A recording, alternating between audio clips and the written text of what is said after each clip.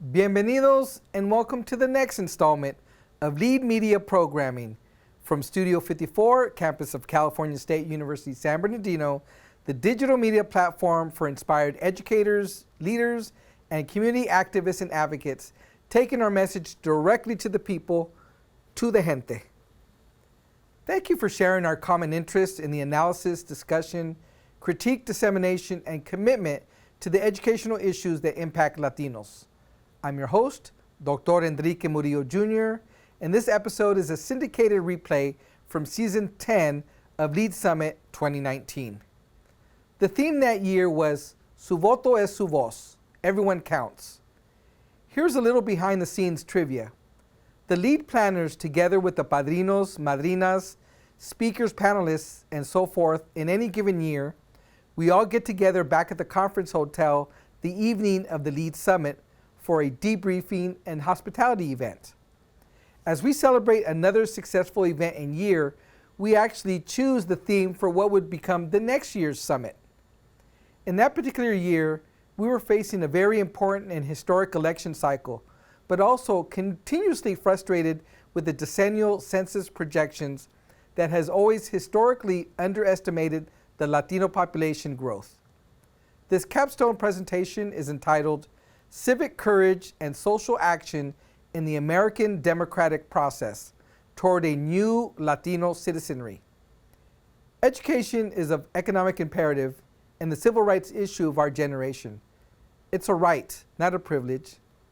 For the U.S. to create a positive future, it will require a Latino citizenry that is more greatly participatory in the American democratic process and that is poised to shape the U.S. political landscape through voting and civic engagement. Continue and enjoy the full value and complexity of this episode. We extend our appreciation to all our lead sponsors and partners, planners, volunteers, speakers, and panelists. Of course, the production team, the affiliates, and all our town hall chapters. We commend them for lifting their voice and for uplifting the plight of Latinos in education. Thank you. Gracias. Tlazokamate. Woo, it's been a long day, but well worth it. Okay, this is our capstone event. It's the capstone. The thing that you put at the top, boom, to finish the day. It's my great honor to be up here with this very distinguished group of panelists. I'm going to turn this over to the capable hands of Deborah Grijalva, who is a doctoral candidate, cohort 11, in our educational leadership program here at Cal State University, San Bernardino. So, Deborah, all yours.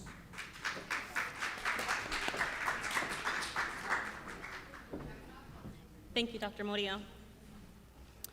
Over the past decades, Latinos have emerged as the largest minority in the nation, with majority populations in many states and regions, and in some cases, the majority demographic among school-aged children.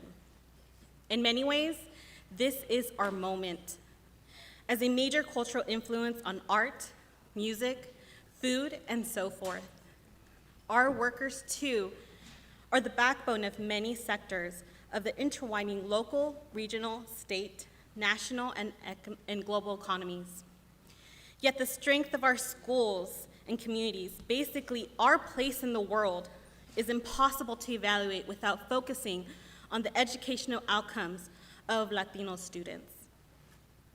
Latinos continue to have some of the highest dropout, pushed-out rates, score among the lowest on achievement tests, and have low college enrollment and graduation rates. Both Latino students and teachers have a high mobility rate, are located in racially segregated communities with high poverty rates, and attend school with fewer resources, staff, and programs. Education is of economic imperative. The civil rights issue of our generation it's a right, not a privilege. For the U.S. to create a positive future, it will require a Latino citizenry that more greatly participates in the American democratic process and that is poised to shape the U.S. political landscape through voting and civic engagement.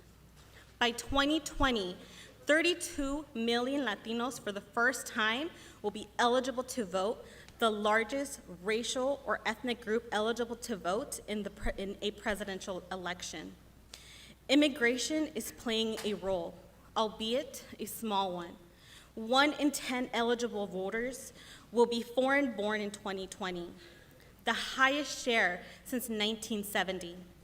But the share eligible to vote does not necessarily transfer to voter turnouts. The number of Latinos who don't vote, in fact, has been greater than the number who do in every presidential election since 1996. Latinos have also been frustrated with the decennial census projections that hysterically underestimate Latino population growth. The Census Bureau is the primary source of economic and demographic data of the United States. The push to be accurately counted has always been high stakes because the size of ethnic minority populations directly affects the ability to allocate funding for public services and to influence the way congressional and other voting districts are drawn. This capstone presentation will be offered by leaders of various Latino civil rights organizations.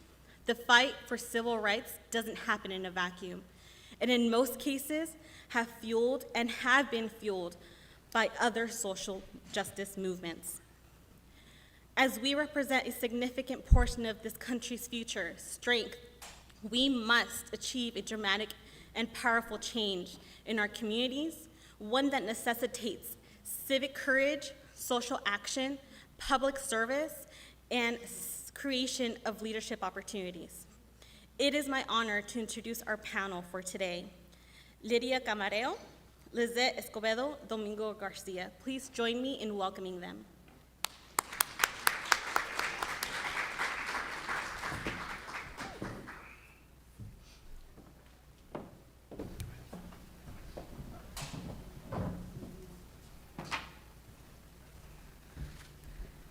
Buenas tardes. Les voy a pedir lo que les pedí antes, con más ganas. Buenas tardes. Gracias.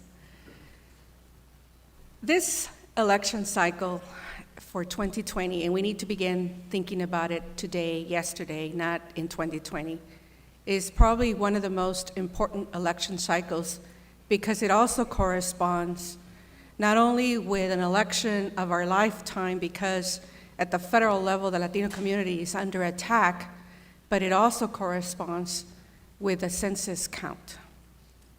It is important that as we organize and we work together to increase the number of voters, as it was clearly stated, we're expecting that 18 million of those eligible to vote will be registered to vote by 2020.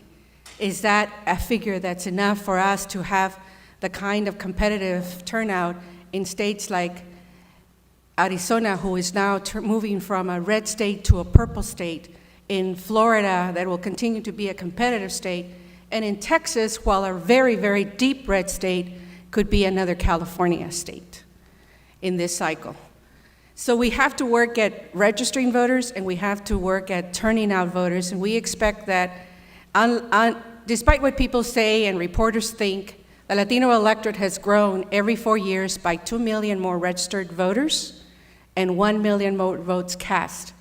The question for us as a community is, can we get to 3 million or more registered and 1.5 to 2 more million votes cast compared to the last presidential cycle? That's our challenge, and that's a challenge that I bring to you. As president of Southwest Voter Registration Education Project, and with leaders and other partners like LULAC and other groups around the country, we commit to working to make sure that it is going to be 3 more million registered Latino voters, or 19 million registered Latino voters. Now, people will argue and say there's 27, there's 29, there's 30 million, there's 32 million eligible to vote because 800,000 young men and women in America turn 18 that are US citizens and we might register to vote. But in states like Texas and Florida and Arizona, we are still fighting electoral barriers, systematic barriers that prohibit most of us from registering to vote. So we must make sure that, particularly in those states, we work to abolishing those barriers and working around those barriers. And because it is going to be a census year, we have to start telling our people now, not only the lawsuit that we have, we're one of the many groups and counties and cities that are filed a lawsuit against the Census Bureau to drop the citizenship question, but we have to work with our communities and our city councils and mayors and supervisors or county commissioners, depending on what state you are, to make sure that people count themselves, count their communities, count their households, but that they're not afraid to do so. California stands to lose 4 congressional seats. Texas can lose 4 to 8 congressional seats. California is supposed to gain maybe 1 seat if we count everybody. Texas is supposed to gain another 4 seats. It gained 4 the last time, it will gain another 4, and it was a result of the Latino electorate and the minority communities, the Black community and other communities. But if we don't have a full count, we will lose everyone. So as we're thinking about how do we organize, we have to do it at the local level first. There are local elections. We have to make sure that everybody is registered to vote.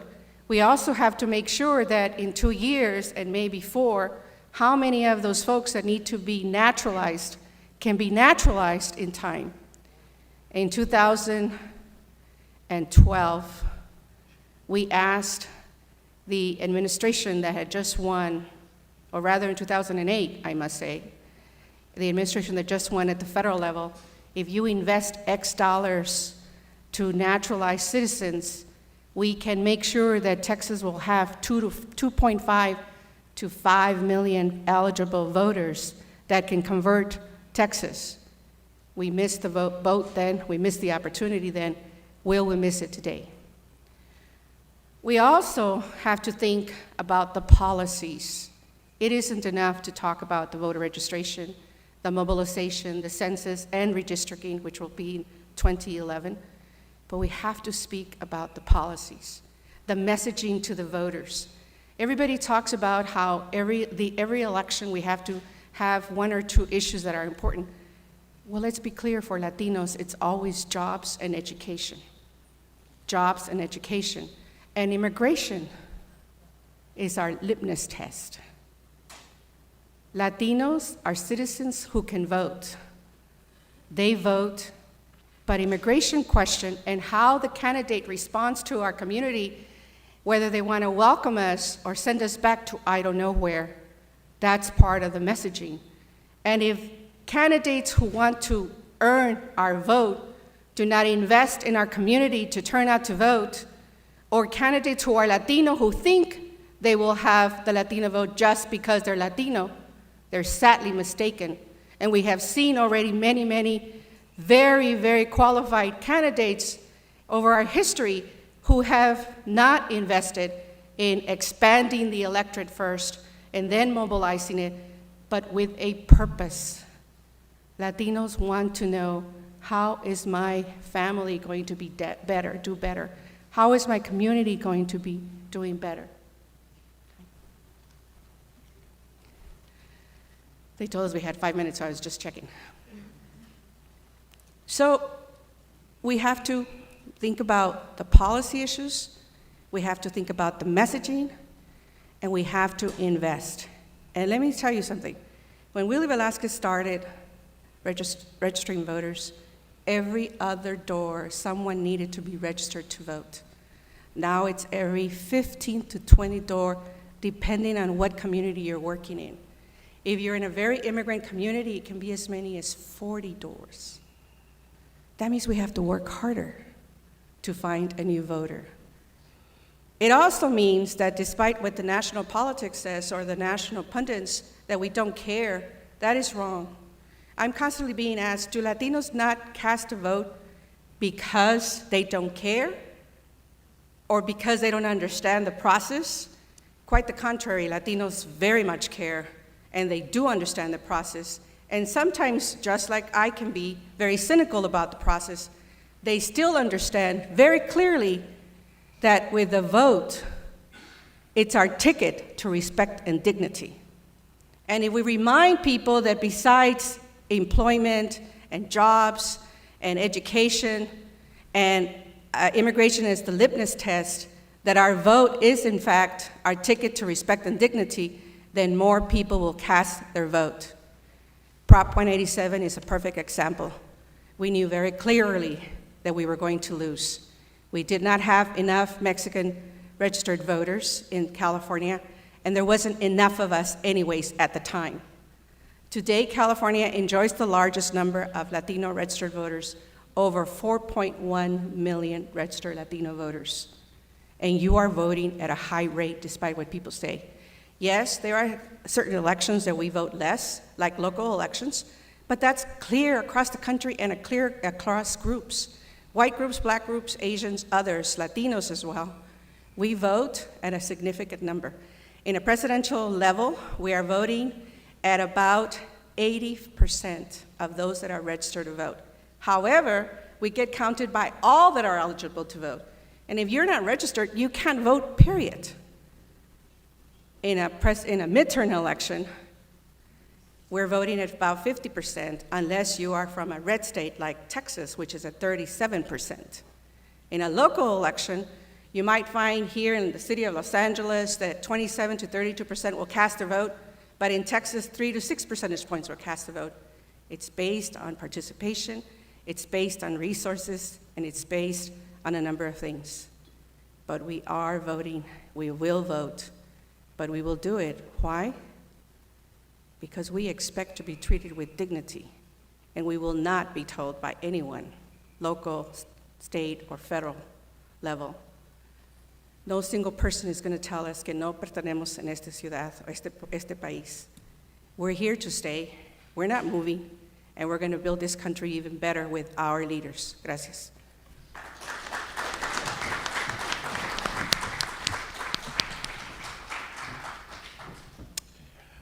Hello, my name is Domingo Garcia, and I'm the national president of LULAC. And I just noticed that it's about 3 o'clock. And it used to be, that was back in the 1900s, that was siesta time. Okay? So no quiero que se me duermen, okay? Because political siesta time is over. Okay? Camarón que se duerme se lo lleva la corriente. Y ya es tiempo que ya no se lleve la corriente. Porque ahorita hay un cucuy. Anybody ever heard of the cucuy? Ese cucuy ahorita, en 2019, tiene cabello naranjado, feo, panzón, y vive en una casa blanca. Okay?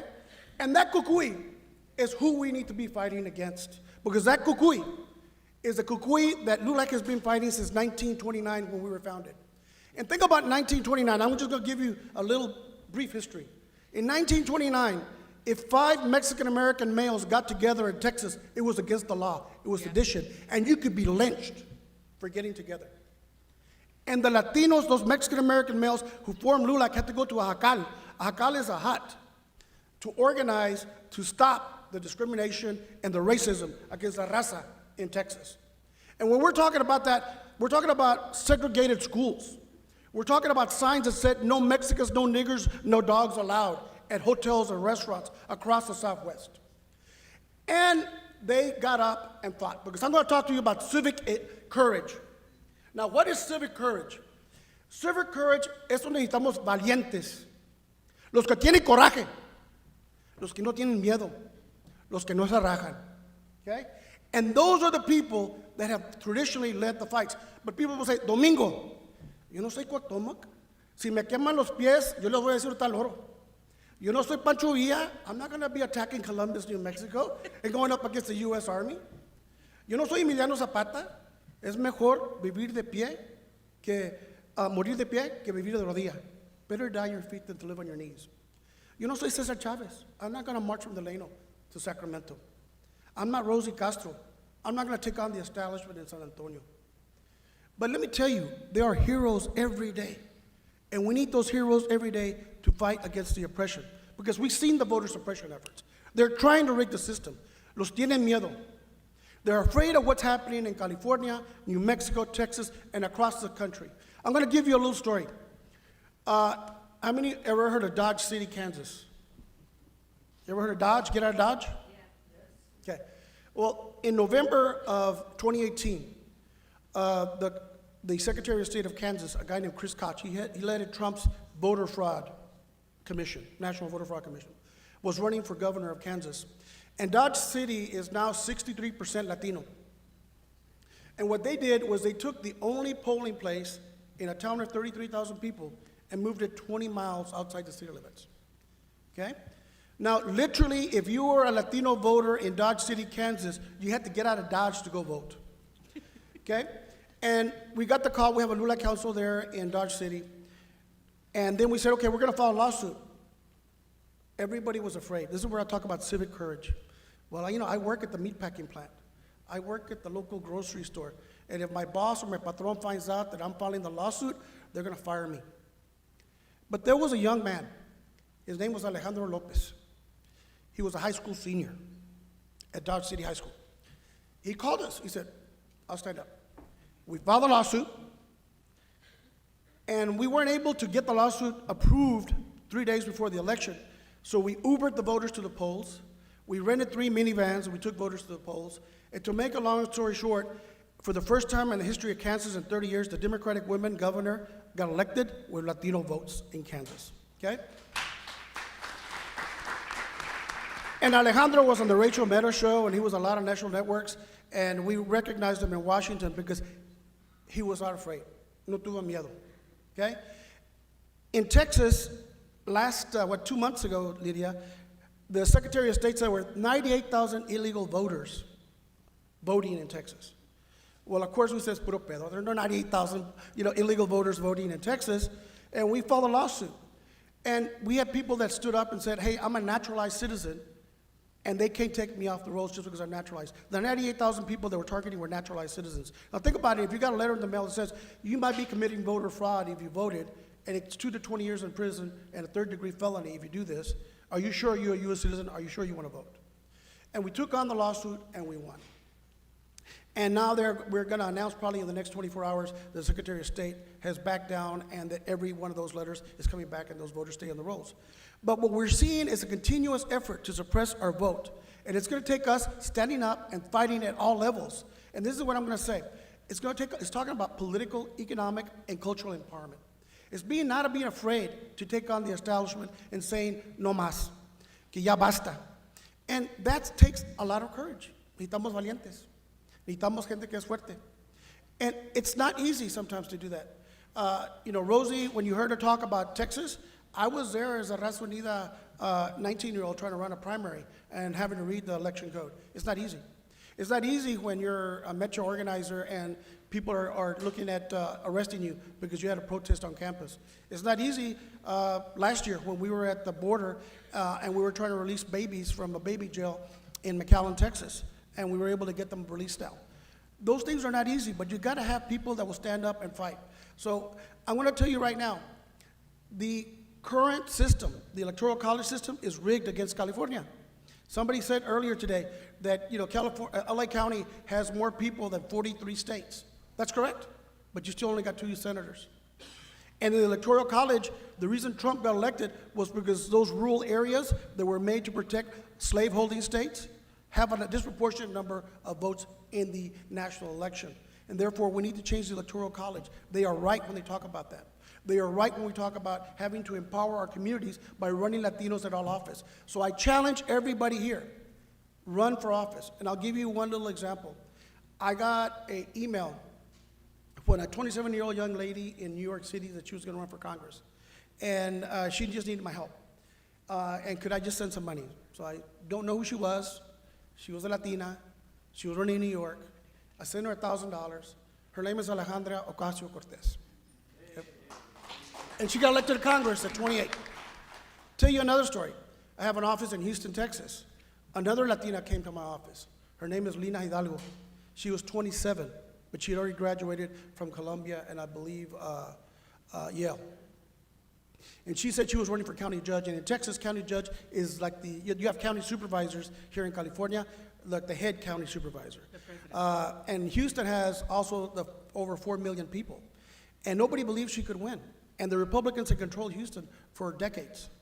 And I said, if you have a dream, I help you. And she became the first Latina county judge in Harris County at 27, right now. Okay? And yesterday, there was a gas explosion in Houston, Texas, a refinery that was pouring out chemicals and pollution into the atmosphere in Deer Park, Texas, which is majority Latino. And she did a press conference in English and Spanish, because she's an immigrant from Colombia. And she said people need to be, check the air, stay inside, don't go to school. Y lo dijo en español en inglés. And a county commissioner from Chambers County said, you're in America, you need to speak English. You shouldn't be giving that in Spanish. And the result was we led a campaign against him, and he apologized to the county commissioner yesterday. Okay? But those are the little fights that we have day in and day out. And it's going to take us fighting and improving everything we do, whether it's voter registration, candidate training, running people for office, raising money for those candidates, and making sure that we have the political willpower and las ganas. Porque yo digo, I used to know Willie Velázquez and work with him when I started in college, que con ganas todo se puede. Con ganas todo se puede. So I encourage all of you that are here today to make an effort to make sure that we run more candidates for office. Because I do believe that the first Latina or Latino president of the United States has been elected. And I was there when Clinton took the oath of office. I was there when Barack Obama took the oath of office in Washington, D.C. And I want to be there when the first person whose last name might end with an EZ, you know what EZ is? Hernandez, Lopez, Sanchez,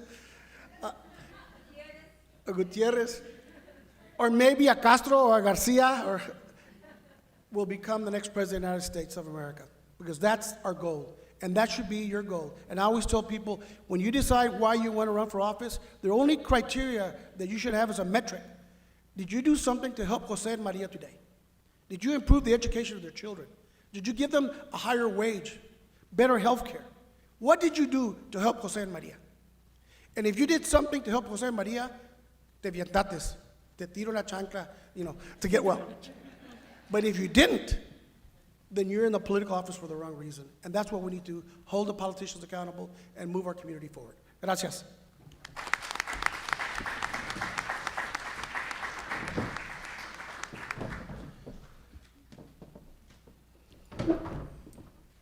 You didn't say Escobedo. Escobedo. So my name is Lisette Escobedo, and I am the director of the National Census Program for the Naleo Educational Fund. You guys talked a lot about census today, and I wore my t-shirt. My colleagues were here today, and I texted them and told them why they didn't wear their t-shirts, so now I'm singled out. So I wanted to talk, as I thought about what to bring forward today and talk to folks about today, I really thought, okay, I can talk about what Naleo has done, what we've done for civic engagement work, or I can share a little bit about my story and how that folds into Naleo's story and Naleo's mission.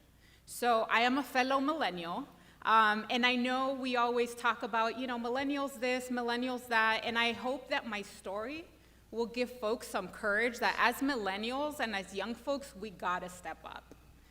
So I'll tell you a little bit about what I'm doing right now. So as the director of the National Census Program for the Naleo Educational Fund, I organize our entire national infrastructure for our campaign to ensure that Latinos and hard-to-count communities are counted.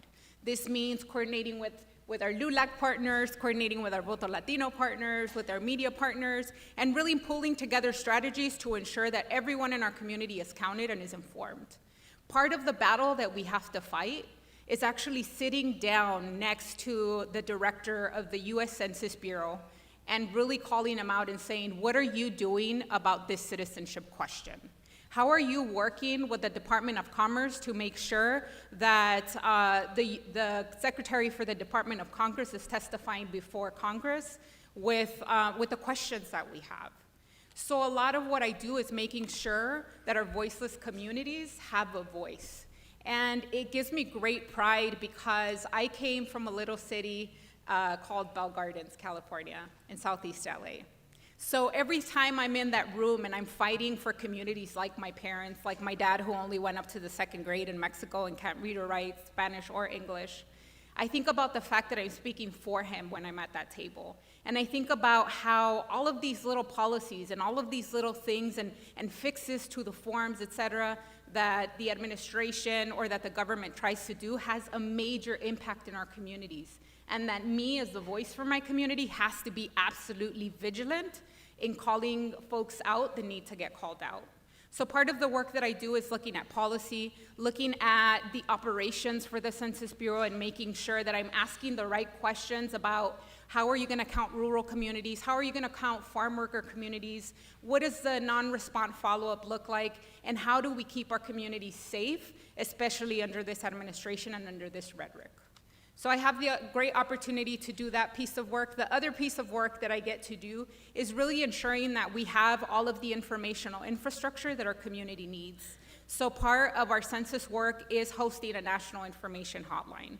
So we know that there are trusted voices in the community that our community members will seek out. One of those being organizations, nonprofit organizations like ours.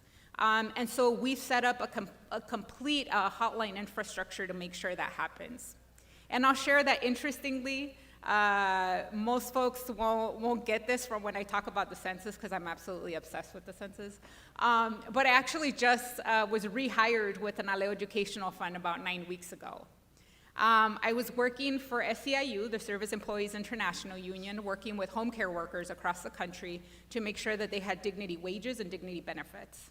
I got a call from some of our directors, and they said, hey, you ran the census in 2010 for Naleo. Can you come back and run it in 2020? We need you. When I started learning more about this citizenship question and started really seeing where it all kind of came from and how we needed to fight it, I left my job. And 9 weeks ago, I started with Naleo. And so since then, we've been traveling across the country, we've been informing the communities. We actually have operations not just in California, but in Texas, in Florida. We've been working with organizations in New Mexico. In New Mexico, you had an undercount of Latinos of over 52% in the 2010 census. So there is a major need to ensure that organizations, specifically Latino organizations, are ensuring that Latinx communities are counted. And I'll share, and again, I'll take you kind of through my journey, and I'll weave in how some of the civic engagement work falls in there, because I really do think that it's important to talk about what courage means and what it looks like. So before going back to the labor union where I was working at when I came back to Naleo, there was a lot of things that I was seeing in my own community. I started looking at my city council. I started having conversations with folks about oil drilling and why there was a conversation about oil drilling in my community. And I started looking at the makeup of my city council and the fact that even though the city of Whittier is 70% Latino, no Latina has ever sat on its city council since the beginning of time for my city, right? And this is my city. This is where I've raised my daughter, who's back here playing on her phone. And so after so many issues came up, and after the fact that I started looking at the history of my city and the fact that our city council was actually sued under the Voting Rights Act because they had at-large elections instead of district elections, which the courts determined that really disenfranchised Latino voters in our city. I started going around and telling folks, hey, someone should really do something about this. Like, this is nuts. It's 70% Latino, no Latinas on the city council, one Latino just the last election. What do we do? And so after many conversations, I decided to be the change that I wanted to see. So I decided to run for office. Thank you. It was hard. In part of my run for office, I used much of what I had learned when working at Naleo previously, because I did work for Naleo in my past life before coming back. One of the things that I learned from the Naleo Educational Fund was the importance of targeting low-propensity Latino voters. These are voters that don't vote every single election. They might vote on a presidential election, probably not in a midterm, probably not in a municipal election. A lot of these folks are not lazy or apathetic. It's just that when political campaigns look at who to target for their outreach, they say, where can we spend the least amount of money? And that's in high propensity voters, which tend not to be Latino, right? So what happens is that you have outreach in the community to non-Latinos, and a lot of folks who are frequent voters and vote every municipal election and might not look like us and might not have our same interest. So for my campaign, I decided to do a full shift. I said, we're gonna target every single low propensity Latina voter, and we're gonna target millennials. Everybody thought I was super crazy. And everyone's like, how much money are you gonna raise? Because that's a lot of money. And I truly believed in what I had learned at Naleo, that with invitation, our community was hungry and desired to be engaged. So as part of my city council race, and I actually took 3 months off of work and just solely dedicated myself to door knocking and kind of learning the ins and outs, we went from not having an absolute chance because this person had been in office for 12 years to being so close that I was getting attack mailers, right? That's how you know that someone's scared. So when we got those attack pieces, I started looking like, someone's looking at these numbers and thinking we're a major threat, right? When we started doing our own kind of side polling, we realized that indeed we were. And so when election day came around, we all kind of gathered, and I was ready at 8 p.m. when the polls closed to say, okay, well, thanks everyone. I was ready with my speech, but it was tied on election day. We didn't get the final results of the entire election until 5 days later because it was that close. I lost by 4 votes, but it was one of the best experiences that I've ever had. There was a lot of issues that we had, yes, with there's a lot of things that we need to look at when it comes to voter protection. We need to look very closely because sometimes our communities are being disenfranchised by small print. Ballot design. Who's overseeing your elections locally? Is it the county? Is it the city? Who is the city contracting for your elections? Those are very important. That's very important fine print that we need to look at. And I had learned all of that by working at Naleo and really looking at how we can work with our communities to make sure they have the information to report these kinds of things.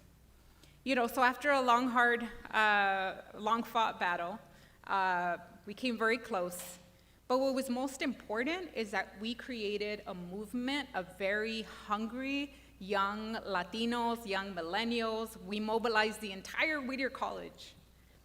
And I was able to also run as myself, right? I wear hoops, and I love them, and I'm not gonna take them off for any campaign, right? So it was all of those things were very important lessons to teach our community.